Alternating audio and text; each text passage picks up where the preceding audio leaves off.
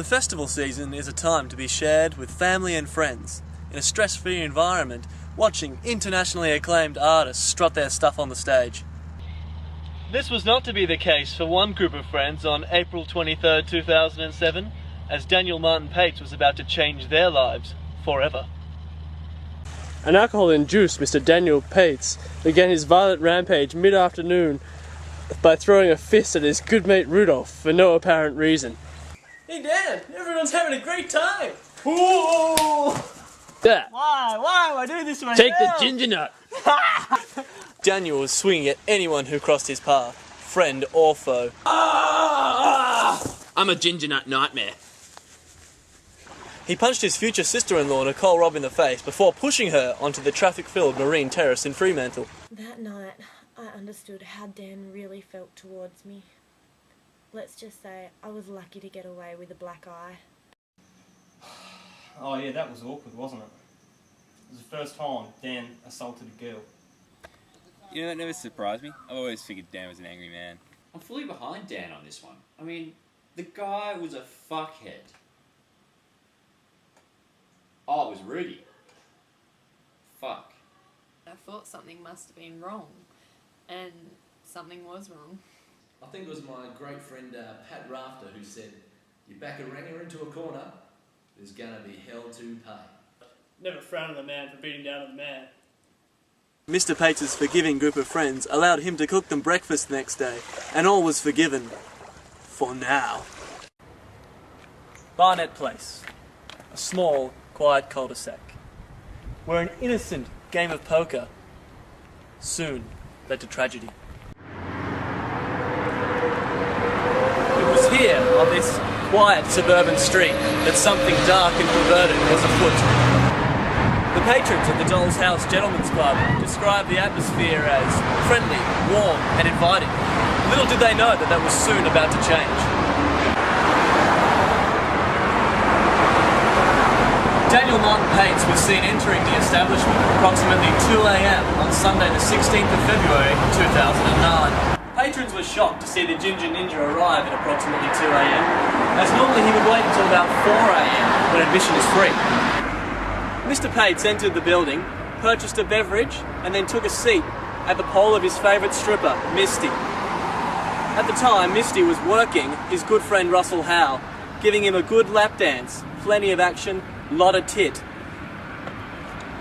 It was from here that Dan decided it would be a good idea to lean across the table and remove the strip of dollars that Misty had so rightly earned. She looked at him. She was angry. She asked, "What are you doing, sir?" He replied with, "What are you, a bogan?" She did not take kindly to that. She responded with, "Get out of here, you fucking cunt." It was at that point that Charles, the largest bouncer in the building, came over, picked up Mr. Pates, escorted him to the edge of the building, and threw him down the stairs.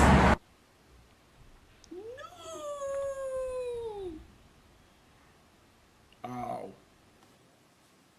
Well, I think it was fair enough. Strippers, they are dirty bogans. Really got his juices flowing, juices flowing probably as well. How did Dan Pates wreck my night at the Doll's House? At the premier strip club of Perth? I was this close to netting the hottest chick there. And what does he do? Calls her a bogan. Fuck. I guess the funniest thing about the whole ordeal was that once Dan had been kicked out of the strip club, the stripper just turned back to me, said, "Sorry about that," jumped back on my lap and kept dancing. I can't believe that. They let a ranger in a strip club. If that had been me kicked out of the strip club, I would have gone back to the bouncer with my guitar and be like, "Beep, beep, beep, beep," and smashed him in the face. I'm not gonna frown on a man for beating down on a woman. Mr. Pates sank to disrespectful lows over summer when he urinated on both his family, friends and their property. To that point, it was a night enjoyed by all, drinking games and laughs were raining thick and fast. But it wasn't until after lights out that terror struck.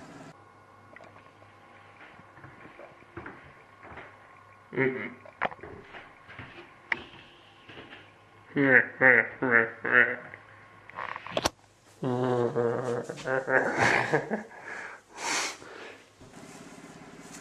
Pates entered the room where James Taylor was sleeping, and Russell Howe was lying on a mattress on the floor. From here, Mr. Pates unzipped his fly, turned on his two dear friends, and doused them in urine. Yeah, oh my god. Yeah, James, take it. James instinctively pinched the end of the spurting chotus in an attempt to stop the heavy flow.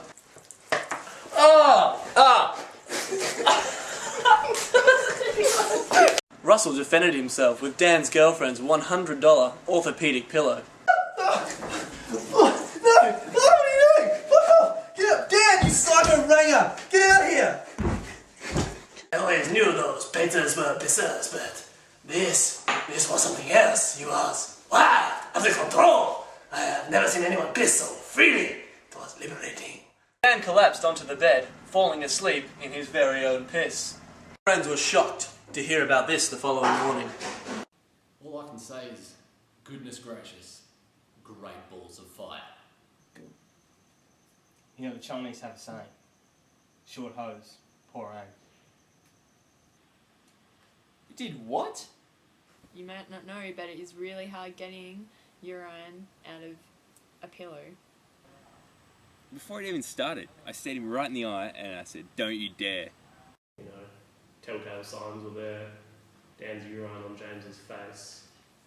Well, I've never been one for a golden shower myself, but I'm not one to frown at a man for pissing down on James. And that concludes another non-biased report here at Today Tonight. We've shown you that this reign of terror from Daniel Pates is not going to end anytime soon. But we are merely here to inform you that this red-headed blaze is still sweeping our nation and advise you all to stay indoors. I'm Russell Howe from Today Tonight. Thank you very much. Good evening.